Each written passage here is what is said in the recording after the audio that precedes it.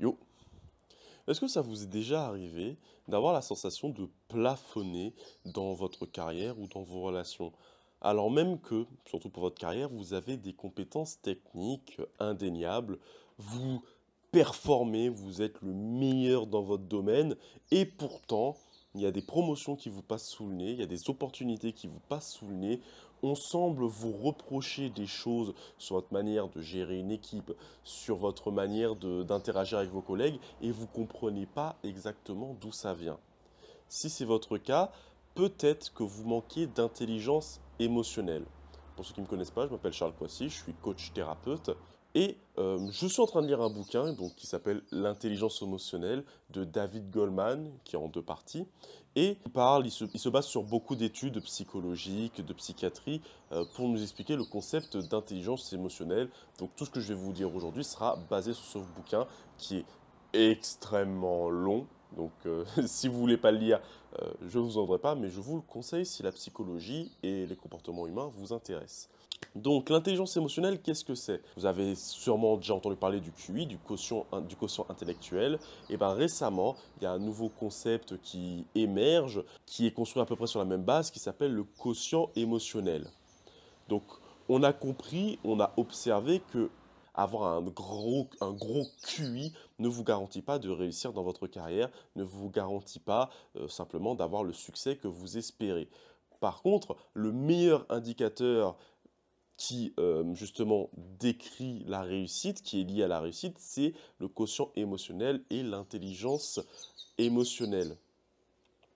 Cette intelligence se base bien évidemment sur l'empathie, sur la capacité à reconnaître les émotions, à les intérioriser, mais aussi à reconnaître ses propres émotions et à les gérer et à avoir une expression adéquate. C'est-à-dire, par exemple, avoir un gros quotient intellectuel, ça va être ressentir de la colère, mais ne pas forcément répondre immédiatement à sa colère, pouvoir la calmer, la maîtriser et avoir une réponse et une communication qui est toujours efficace. Ça va être aussi reconnaître les traits de la colère chez l'autre et pouvoir l'apaiser ou reconnaître son sentiment sans qu'il se sente nécessairement jugé ou attaqué.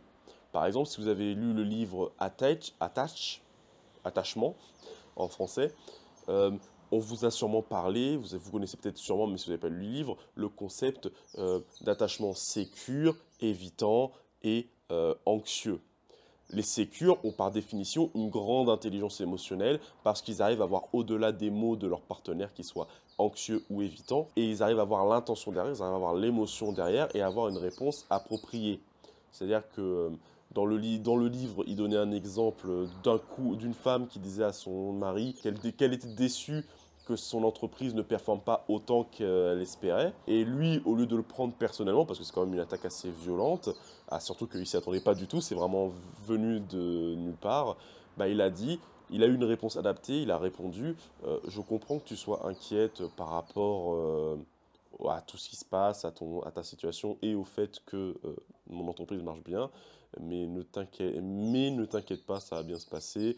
Je me rappelle plus exactement ce qu'il a dit. Il a eu une réponse de ce style-là. Je suis désolé, je me souviens pas exactement de la citation. Ça fait longtemps que j'ai lu le bouquin. Mais il a eu une réponse adaptée. Il l'a pas pris personnellement. Il n'a pas eu une réponse émotionnelle. Il a eu une réponse tout à fait normale, empathique, qui a permis en fait d'éviter un conflit qui aurait pu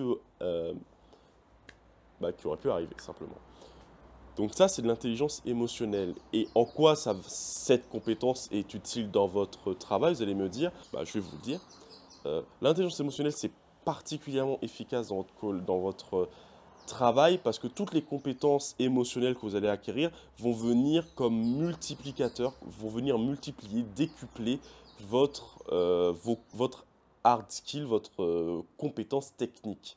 Donc, par exemple, on va prendre l'exemple des ingénieurs qui sont généralement la caste des gens qui ont justement le plus de mal avec tout ce qui est relations, qui choisissent justement l'informatique ou l'ingénierie parce que c'est l'un des travaux où tu as le moins besoin d'interagir avec les autres.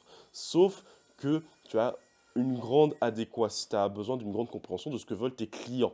Un technicien qui n'est juste technicien va juste dire ah votre PC était trop lent donc je l'ai accéléré ou votre logiciel était trop lent donc je l'ai accéléré alors que un informaticien moins doué, moins doué pardon, mais qui comprend mieux les attentes du client, va comprendre qu'en fait, c'est pas tant un problème de vitesse, mais c'est un problème d'ergonomie, de compréhension du logiciel, qu'il ne sait pas vraiment, que le client a du mal à comprendre comment c'est le logiciel, et que du coup, c'est sur cet aspect ergonomique, cet aspect interface qu'il faut travailler.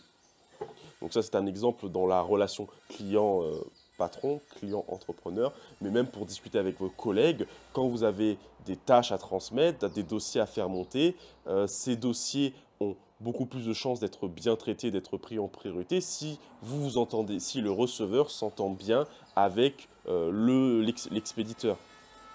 Et ça évite aussi l'effet inverse, qui est que quand quelqu'un est fondamentalement désagréable, quand il a des problèmes, comment dire, quand il est désagréable, quand il a des problèmes à se lier, à se connecter avec ses collègues, ben ses collègues auront pour réflexe de ne pas vouloir le fréquenter et de ne pas vouloir lui rendre service. Comme par exemple dans le cas où un de vos collègues ne vous rend pas un service alors que vous le demandez, que vous avez besoin de son expertise parce qu'il estime que son travail est plus important que le vôtre, bah vous allez avoir naturellement une réaction qui vous dit, bon bah écoute, si tu ne m'aides pas, je ne t'aiderai pas non plus. Ce qui a tendance en fait à impacter le travail global. Et c'est ce type d'interaction-là qui, surtout à haut niveau, ça peut vraiment détruire votre entreprise. Imaginez si votre PDG faisait ça et décidait d'arrêter d'aider tous les employés quand ils le demandent. Bah, ça irait, votre entreprise irait sûrement à la faillite. Donc, si vous avez une compétence technique, je vous invite fortement à vous intéresser à tout ce qui touche à l'intelligence émotionnelle. Donc, lire le bouquin, je vous mettrai le nom, la fiche du bouquin, à lire le bouquin pour comprendre en quoi justement avoir des bonnes relations peut vous permettre d'avancer. Et si vous avez flemme de lire, comme j'ai dit, je suis coach et je suis thérapeute. Ceci, c'est mon fonds de commerce, l'intelligence émotionnelle, les relations hommes-femmes, les relations hommes-hommes, les relations professionnelles. C'est mon dada. Donc, si vous avez besoin d'aide ou de conseils, n'hésitez pas à me contacter sur Instagram, sur Calendly, voilà, selon votre préférence. Je vous dis à bientôt et n'arrêtez jamais d'apprendre. Ouais, je plagie Léo Techmaker, il y a quoi?